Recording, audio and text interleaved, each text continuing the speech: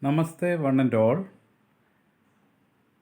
Our topic of today's discussion is training in ECCE. So, the training, as you know, it's an essential component, especially in all teacher education programs.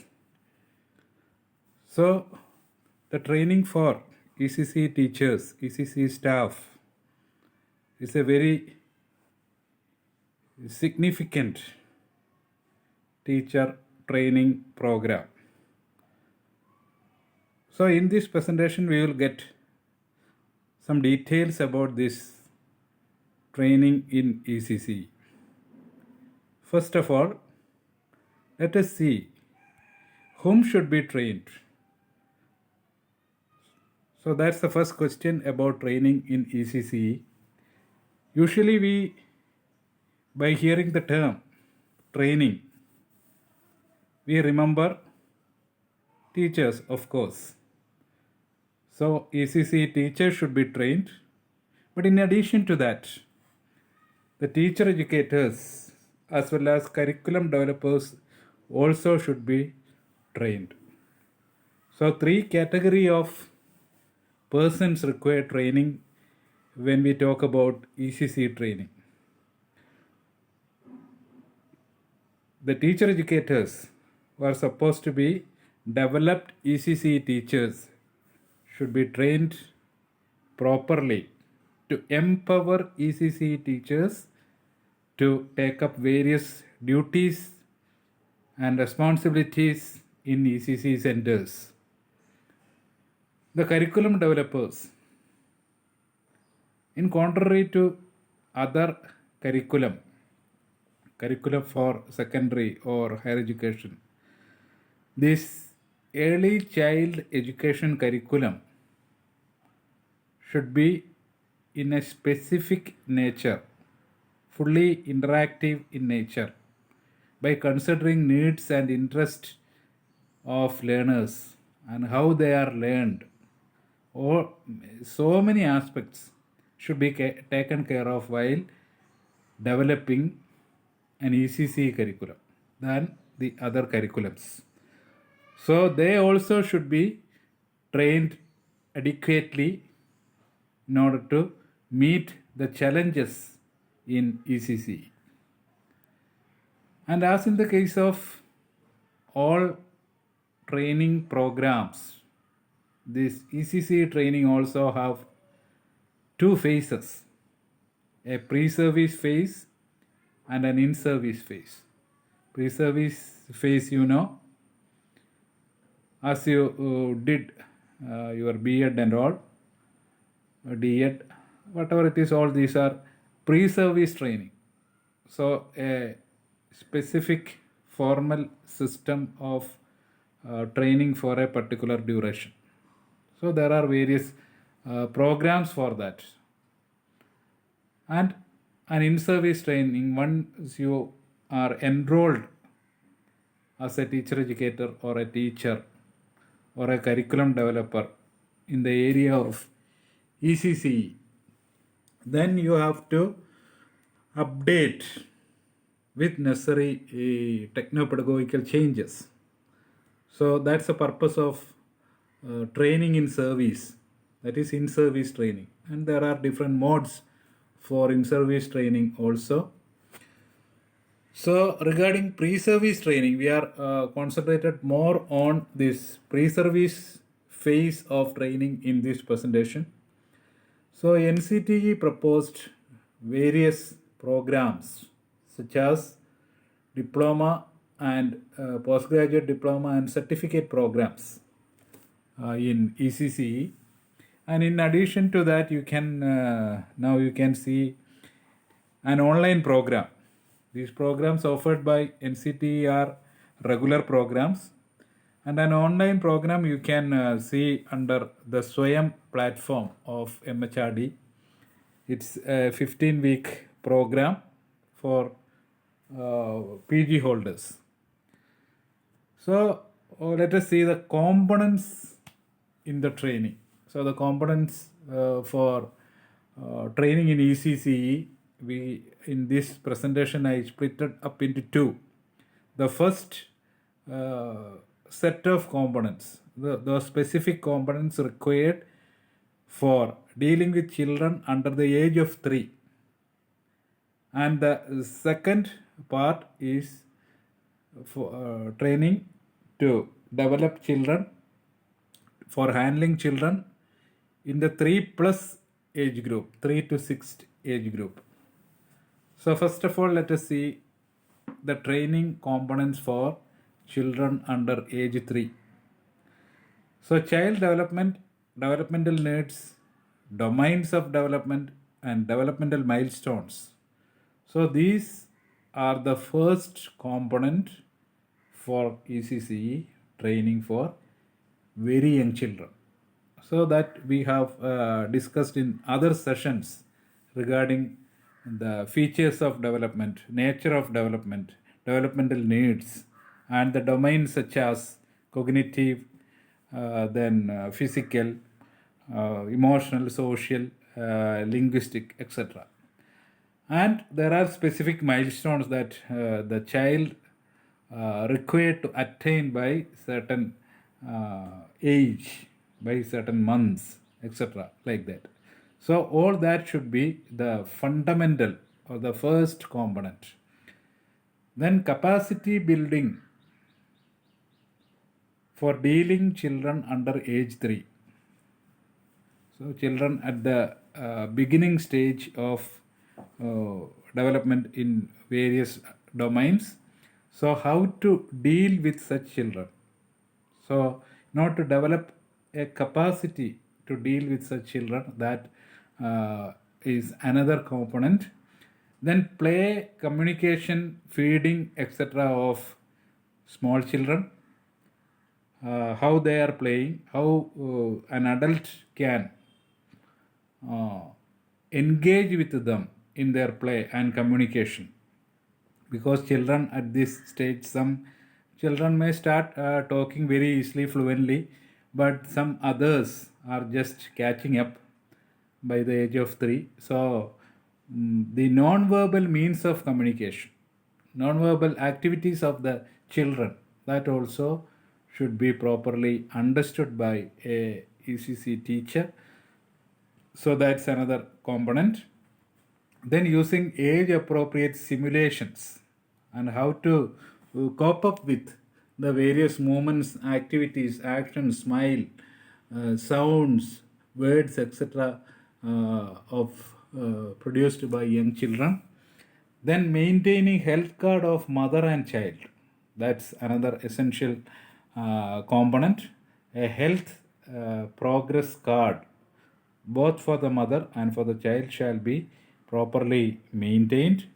And counseling to parents. So parents require some, not all parents, but some parents at least require some counseling regarding the care and feeding and other immunization, such activities with reference to the small children. So that also is an essential element in the training for ECCE for children under the age 3. Now let us see the components for training under the age 6 or the 3 to 6 year category. And during this stage, usually the children are enrolled to an ECC center. So the first initiation or beginning of a system of formal education, a formal process begin at this ECC center. So a teacher in the ECC center should know how young children learn, how they learn, how is their understanding. So what are the different ways to facilitate their learning or promote their understanding of things around them? So that's a component. Then importance to play for learning and development. So play is the most fundamental and the most comprehensive way for the proper learning and development of children. So, regarding various aspects of play as another component, then this preschool program, the early child program, is a school readiness program. So it's for the preparatory stage for young children for a school readiness. So that's another component. Then ECE curriculum. So what are the components in the ECE curriculum? So a familiarity with that curriculum should be in the training process. Then to develop plans, year plan, month-wise plan, weekly plan, and daily plan of activities. So that should be learned properly. So that's an essential component. Then age-appropriate activities for development of language and other domains. So a teacher should know which activities are appropriate to the age of the child with respect to development of various competencies under different domains. Then developing teaching learning materials. How to develop teaching learning materials easily and effectively. So that's another component. Then what constitute a child-friendly learning environment? So a learning environment is very crucial in learning, especially in the case of very young children, because their regular attendance, regular presence, not attendance, regular presence in the class, how active in the class, all these depend on the nature of learning environment in the ECC center. So how a learner friendly environment can be built up, that's a component. Then organize space in the center for different activity corners. We are already seen different corners present in an ECC center. So how to organize, how to utilize the space available, and how to organize various activity corners at its specific places. Then core preschool education activities. There are a set of core activities which is essential to be practiced in ECC centers. So a knowledge about that core activities and how to conduct these activities is essential. Then a teacher should able to identify any disabilities, minor or major, in children at an young age. So a careful observation. So how to identify such children and how to intervene, or how to what will be the steps to tackle their inabilities.